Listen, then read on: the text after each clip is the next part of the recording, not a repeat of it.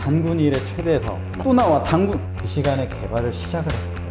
우리나라의 전략이 없어서 그렇다. 군에 너무 많이 입김이 들어가요. 미래는 누구도 어떻게 될지 모르겠죠. 아재고고님을 모신 이 기회에 제가 평소에 궁금했던 거 몇 가지 한번 여쭤보려고요. 제가 궁금한 거 이 구독자분들도 궁금한 게 있을 것 같아요. 그리고 많은 채널에 나왔던 얘기예요. KF21에 관한 이야기인데 너무 깊숙하지 않고 항덕분들도 있지만 우리 구독자분들은 대부분 그냥 좀 아는 구독자님들을 지금 무시하시는 발언 하시고요? 깊게 하시는 분들도 있습니다. 제 기준에서. 그래서 KF21에 대해서 좀 여쭤볼 거예요. 제 그 과외 선생님이라고 그랬잖아요. 항공 분야 과외 선생님. 전력화되는데 시간이 좀 많이 걸렸어요. 왜 이렇게 오래 걸렸는지. 전력화는 지금 아직 안 되고 있죠. 지금 개발을 그죠. 하고 네. 있죠. 그죠. 일단은 그거를 개발하겠다고 디시전 할 때까지 시간이 너무 걸렸어요. 그죠. 네. 개발을 선언을 하고 진짜 개발을 해 여태까지 10년이 걸렸죠. 맞아요. 그 시간에 개발을 시작을 했었어요. 그 시간에 할까 말까 타당성 검토가 너무 많았어요. 맞아요, 타당성. 해야 돼 말아야 돼 해야 돼 말아야 돼 해야 돼 말아야 돼. 그 시간에 안 하고 그냥 딴 걸 사오든가 아니면 10년을 땡겨서 개발을 했으면 그래도 지금보다 5에서 10년은 뭐 빨리 왔을 거다. 이거는 장담을 못하지만 디시전이 너무 늦었다. KF21, KFX를 처음에 기획을 할 때 전투기 말고도 우리나라의 사업 중에 항상 나오면 사업이 하나 나오면 그 다음에 단군 이래 최대 사업. 맞아요. 또 나와 단군. 네. 우리 단군의 자선 맞죠. 근데 계속 커져. 그러면서 이 디시전 하기가 쉽지 않아요. 가격과 돈과 가성비가 아니라 우리나라의 전략이 없어서 그렇다. 이거는 국가 전략에서 시작되는데 항상 좋은 거 사야 돼. 그러니까 그게 좋은 게 어떤 건데? 그냥 좋은 거. 그 기준이 뭔데? 그거는 그 나라 국가 전략에서 시작하는 거예요. 국가 전략이 있어야 거기에 맞는 군사 전략이 나오고 거기에 맞는 작전에 필요한 무기 체계가 들어오는 거죠. 그게 없어서 갈팡질팡 하는 거예요. 당군 이제 끝나면 뭐 영계소문 이래, 뭐 큰초고왕 이래 이렇게 나오겠네요. 네. 그때 반대가 좀 많았어요. 국내 개발하지 말고 그 돈과 시간이 오래 걸릴 거니까 차라리 외국에서 사오자. 제가 듣기에는 그것도 일리가 있다고 생각을 했는데 어떻게 생각을 하시나요? 두 가지 양면의 날이에요. 최고의 성능의 전투기를 사오느냐 아니면 우리가 그걸 개발하느냐 두 가지 문제인데 군은 어떻게 보면 최고의 성능, 최고의 사양에 있는 걸 가지고 쓰는 입장이에요. 근데 이제 우리나라는 그걸 사오느냐 만드느냐 문제에 군에 너무 많이 입김이 들어가요. 사실은 군은 작전을 위해서 가장 좋고 최신의 무기를 사서 쓰면 되는 거예요. 그죠. 근데 우리는 이거를 공군에서 산다, 뭐 해군에서 뭘 산다, 육군에서 얘기하면 전 국민들이 이건 어떻고 얘기를 하는 거예요. 그러다 보니까 군 수뇌부나 위쪽에서도 어떻게 이거를 결정하기 쉽지 않은 거예요. 그죠. KFX 이전에 차세대 전투기 사업만 해도 F-35A 들어오냐 모든 밀떡들이 달라들죠. 이거를 정리할 수가 없어요. 군사전략가 이런 게 있었으면 이래서 우리가 이걸 선정합니다. 이게 안 되니까. 그러니까 서로 사오는 것도 힘들고 만드는 것도 힘든 입장이 된 거예요. 뭐를 해도 나중에 얘기 나면 욕을 먹을 거예요. 우리의 전투력 지수와 앞으로 전략과 작전에 맞게 이런 전투기들 또는 이런 무기체계들이 필요하기 때문에 들어와야 됩니다. 죄송한데 이건 필요하면 이런 목소리가 좀 나왔으면 좋겠어요. 다만 사오게 되면 고가의 전투기 그리고 성능이 좋은 검증된 전투기가 들어오겠죠. 근데 우리가 만들게 되면 그거보다 못할 수는 있지만 이 사업을 통해서 파급 효과가 커지죠. 이런 문제에서 어디서 저울질을 할 것이냐. 아까도 말씀드렸지만 국가 전략과 군사 전략에서 시작해야 된다고. 맞아요. 많은 분들이 그 생각을 하세요. 전투기를 개발한다 그러면은 그냥 그 전투기 개발하는 기술만 만들어진다라고 생각을 하는데 많은 분들이 모르시는 게 있을 거예요. 마이크로웨이브 전자레인지 그거 사실은 우주선에서 쓰려고 만든 물건입니다. 근데 요새 가정집에서 더 많이 써요. 그리고 WD-40 왔다40 아시죠? 예, 그 자전거 체인 녹으면 그것도 원래 우주선에서 쓰려고 만든 거고 하여튼 많아요 그런 거. 뭐를 만들면 그 딱 전투기만이 아니라 거기서 만들어지면서 생기는 기술이 파급 효과가 돼서 다른 시너지 효과를 낼 수 있다. 이 말씀에 저도 동의하고 국가 전략 그리고 군사 전략이 튼튼한 기둥이 있어야 되는데 그렇죠. 그게 없으니까 가지들이 무성해지니 나무가 막 흔들려요. 흔들린다. 네, 그 이렇게 말씀입니다. 전이기가 됐습니다.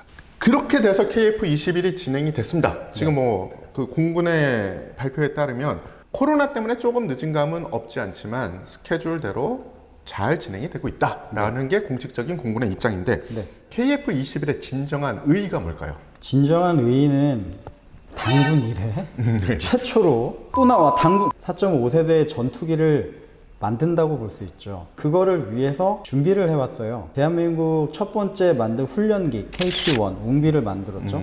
기술이 없었기 때문에 처음부터 전투기를 못 만든 거예요. 그래서 훈련기 중에 풀옵기를 먼저 만들어 보고 그 다음에 여기저기 창정비하고 이런 기술들을 가져가다가 T-50이란 훈련기를 만들었죠. 이 훈련기를 가지고 파생형을 만들어서 FA-50까지 왔죠. 그 설계 기술은 처음에 우리가 갖고 있지 않았죠.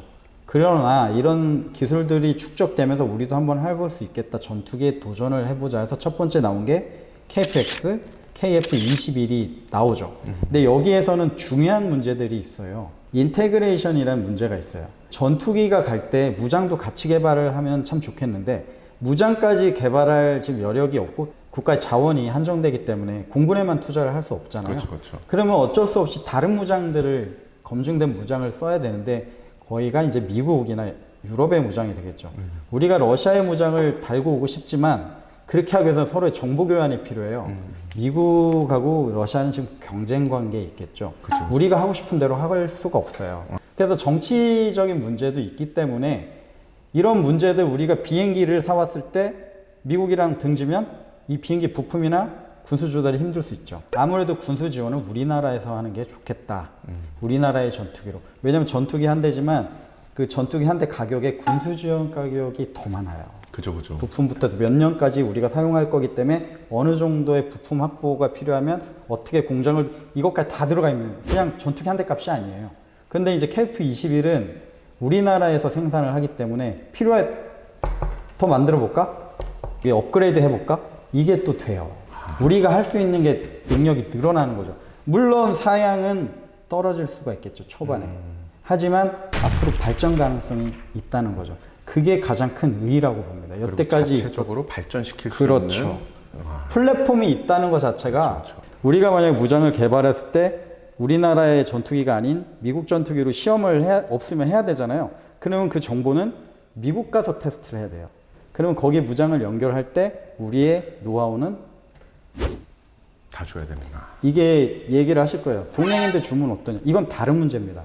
이건 다른 국가의 문제가 아니에요. 근데 저 미국 입장도 이해는 안 되는 건 아니에요. 왜냐하면 새로 개발된 무장, 뭐 미국제 무장인데도 처음에 실험할 때 무장이 제대로 발사 안 돼서 막 기체랑 충돌하고 막 엄청난 난리가 나더라고요. 조종사도 많이 손실을 받으면서 만든 전투기 무장들이에요. 그걸 우리한테 공짜로 기술을 달라 이것도 사실 미안한 거죠.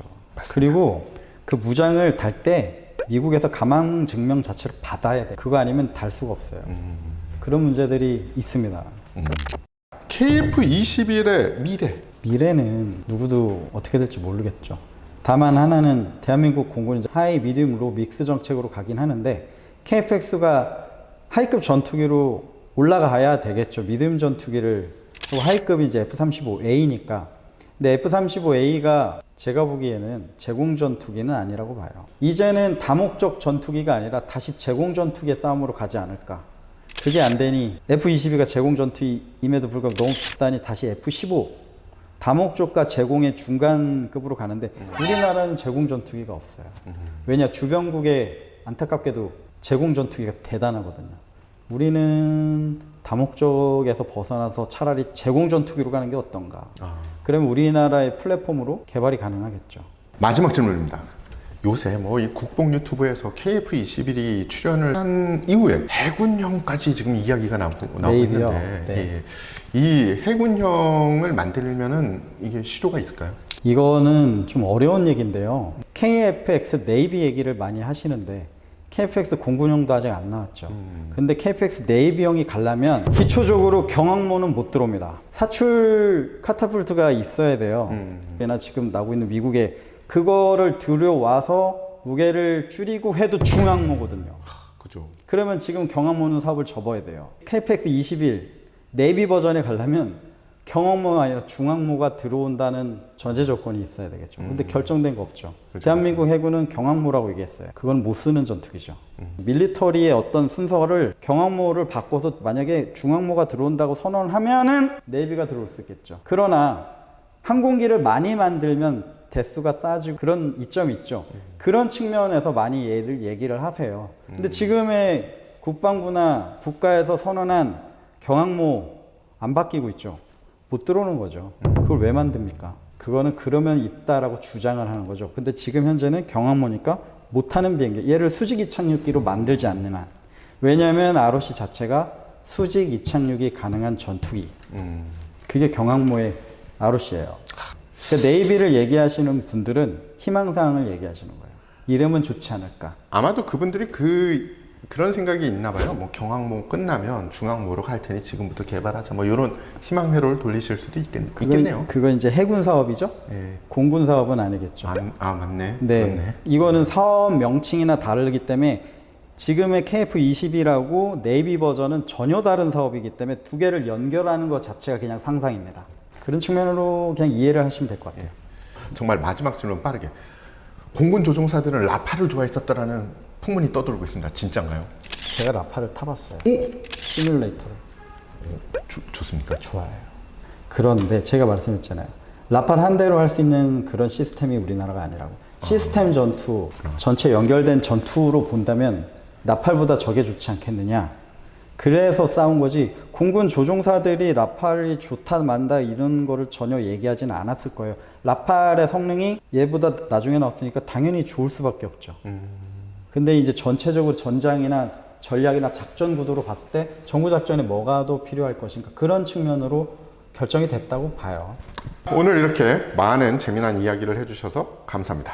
태상호의 밀리터리 톡. 오늘은 아재국원님을 모시고 KF-21에 대해서 좀 알아봤습니다. 감사합니다. 감사합니다.